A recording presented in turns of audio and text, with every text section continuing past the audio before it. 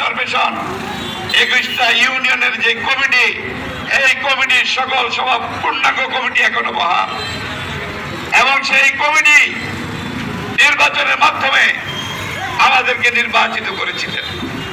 আমরা ইনশাল্লাহ এই চরপেশন, আপনারা জানেন যে এখানকার সকল অপকর্মের গডফাদার শেখ হাসিনার সবচেয়ে শক্তিশালী দক্ষিণ বাংলার একটি, আমি বলবো কাপুরুষ আব্দুল্লাহ আল ইসলাম জেকব চরপেশনে যে ত্রাস করেছে, এই ত্রাসের মধ্যেও আমাদের বিএনপি সবসময় ঐক্যবদ্ধ ছিল, এখনো আছে, ভবিষ্যতে ইনশাল্লাহ থাকবে।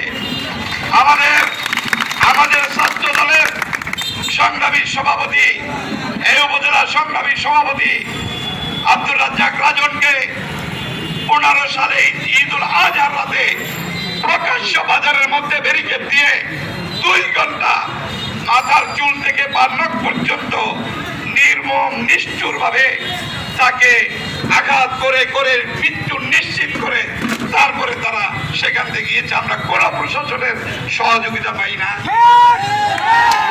তার জানাজা বন্ধু আমাদেরকে এখানে পড়তে দেয় নাই, রাত দিয়ে বিজিবি দিয়ে পুলিশ দিয়ে এখানে ব্যারিকেড দিয়ে রেখেছে। আমরা পরে রাত্রে তার গ্রামের বাড়িতে গিয়ে তার জানাজা দিয়েছি।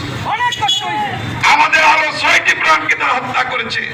শ্রমিক দলের আস্তম্বরের সভাপতি কালাম হত্যা করেছে।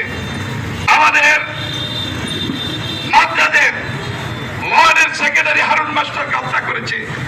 আমাদের আব্দুল্লাহপুরের জাহাঙ্গীর পঞ্চায়েতকে তারা হত্যা করেছে। আমাদের যুব দলের ভাইস প্রেসিডেন্ট বাবুলকে তারা হত্যা করেছে। আমাদের শামীমকে তারা হত্যা করেছে। আমাদের এই